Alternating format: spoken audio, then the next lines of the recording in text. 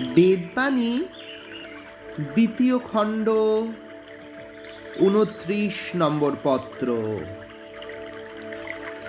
School কলেজে pass fail হয়, তাহা ভাগ্যানুগত।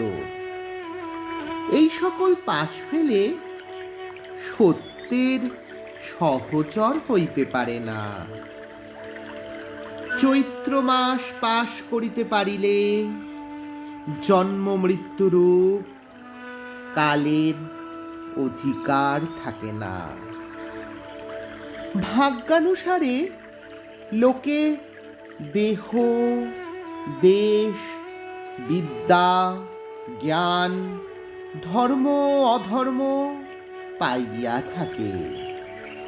তাহা কেবল সমুদ্রের তরঙ্গের ন্যায় ঊর্ধ্ব অধোগতি, কুল পায় না।